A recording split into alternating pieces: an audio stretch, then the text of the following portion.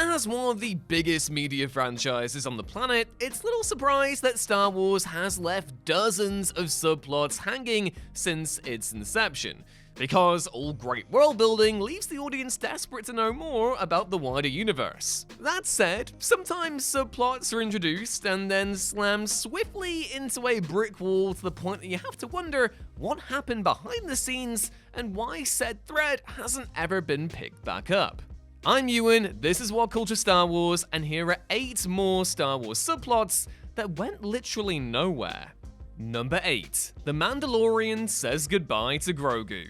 Full disclaimer, I'm not going to make this the hate on the Mandalorian hour, but also, what the hell has been going on with the Mandalorian, and can we discuss it for the next hour?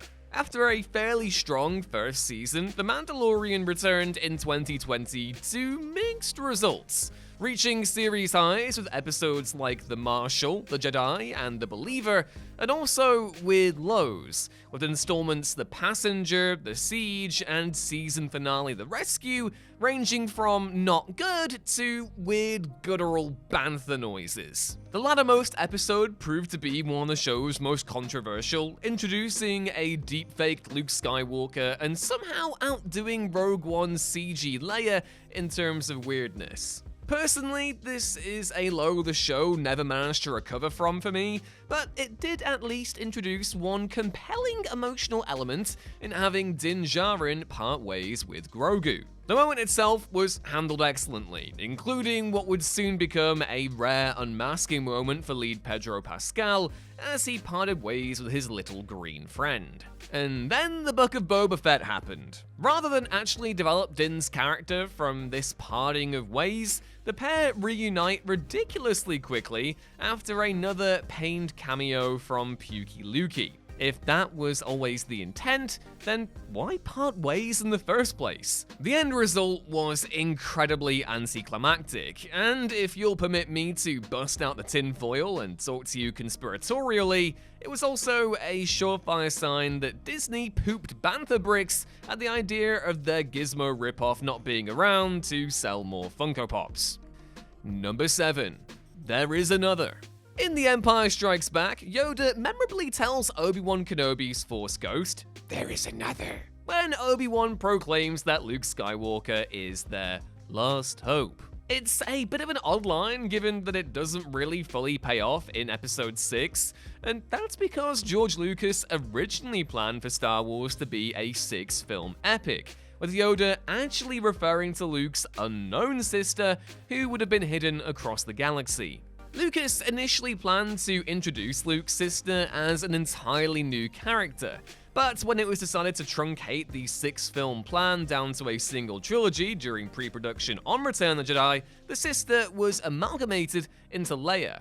And that's why Leia and Luke have that awkward in retrospect kiss in Empire, in turn leading audiences to accept that Yoda's remark was referring to Leia even when, at the time, it actually wasn't. Given that the Skywalker saga is seemingly over for good, and the Star Wars franchise has really overdone it with the everyone's related shtick over the last few decades, it's safe to say that this original subplot is never going to be reintroduced. Number 6. Who gets to wield the dark saber? Another Mando mess up now, one that probably tells us that no one really knew how best to deal with the ramifications Season 2's finale hinted would come.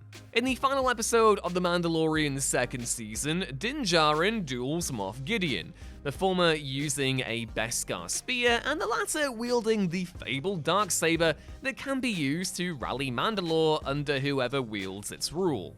Din wins and takes the saber from Gideon, but this raises a bit of a pickle, as Bo-Katan, heir apparent to Mandalore's throne and the one who lost the saber to Gideon originally, cannot simply accept it from Din. Season 2's ending plays with this tension explicitly, with the implication being that either Din and Bo would come to blows over the saber, or the former would have to step up to the responsibility of reuniting Mandalore. But in another baffling hand-wavy away moment, Season 3 came along and just said, nah. Din and Bo decide that this aspect of Mandalorian tradition can be hand-waved away on a technicality, as Din was temporarily disarmed by a creature Bo then slayed earlier in the season. Apart from this again being a huge anticlimax, it also lays bare just how hamstrung Mando's production has become. We can bend the rules here, but Din must adhere to the stay helmeted rule because Pedro Pascal isn't on set a lot. It's pretty iffy logic, and if I'm being honest, one that doesn't really inspire much confidence in subsequent seasons, or that Hail Mary movie that's meant to be coming out in a few years' time. Number 5. Cassian's missing sister. The very first episode of Tony Gilroy's terrific Andor series reveals that Cassian is desperately searching for his long-lost sister, Kerry. Fans naturally expected this plot thread to carry through the entire season, but it quickly fades into the periphery, and midway through the season, Cassian's adoptive mother, Marva, tells him to forget about her. And yeah, the brilliant first season surprisingly ended without this thread being picked back up at all, and so fans are left eagerly anticipating whether it'll be a fixture in the upcoming second. But in an interview last June, showrunner Tony Gilroy implied that the storyline may be permanently left up in the air, with Cassian instead learning to let go of his missing sister. Given that Gilroy, who by his own refreshing admission isn't a huge Star Wars fan, has avoided the franchise's more sentimental trappings, it seems highly plausible that Kerry's fate will remain an agonizing mystery forevermore. And honestly, that's okay. Andor is amazing, and whatever Gilroy has planned, I will be there. Number 4. Chancellor Vorums' Vanishing Act. Finis Valorum ultimately only appeared in a single Star Wars movie, where he was removed from the post of Supreme Chancellor of the Galactic Republic at the behest of a scheming Sheev Palpatine. Beyond a subsequent appearance in a single episode of the Clone Wars, Valorum hasn't been heard from since, which, given the major role he played in shaping the galaxy, whether intended or not, certainly seems like a peculiar omission. It's been apocryphally suggested that George Lucas originally intended to bring Valorum back in some capacity for Attack of the Clones, but after actor Terrence Stamp expressed disappointment with his role in The Phantom Menace, those plans were quickly nixed. And so, beyond Valorum's divisive legacy as a leader, many seeing him as weak and ineffective, fans have been left to speculate on what became of him after he was removed from office. While it's not inconceivable to believe that Valorum simply retired from public life and has been quietly sipping on space margaritas in some luscious planet, as can be arguably deduced from his Clone Wars appearance, it would certainly be nice to have confirmation of what he's been up to. Given that an issue of the now Legends comic Star Wars Republic had Valorum be assassinated, for him to unceremoniously fade away in the official canon is a tad underwhelming by comparison. Number 3. The Canto Bight Arms Dealers. The Last Jedi's Canto Bight sequence may be relatively divisive, even with those who love the movie, but it did at least slightly introduce one interesting subplot with a ton of fertile future potential. Hacker DJ reveals to Finn in the movie that there are arms dealers on Canto Bight who sell weapons to both the bad guys and the good guys, allowing them to profit immensely from the ongoing conflict. It's certainly not an outrageous revelation, and it's rooted in real-life stuff, but it nevertheless is an interesting one for Star Wars, that beneath the broader strokes of the Resistance versus the First Order, there's an underclass of morally bankrupt hustlers making money hand over fist no matter the outcome. It's a fascinating enough idea to merit further exploration in future Star Wars media, whether a new movie or, more likely, a peripheral TV show, video game, comic, or even novel. Sadly, this hasn't proven to be the case so far, and it was completely ignored in The Rise of Skywalker, which took all of the interesting conversations left by Rian Johnson, looked at them, and went, nah, Rey Palpatine lol. Number 2. Mace Windu's lightsaber.